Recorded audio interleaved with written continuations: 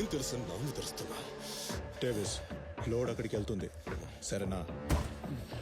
పోతరా, వెళ్ళు.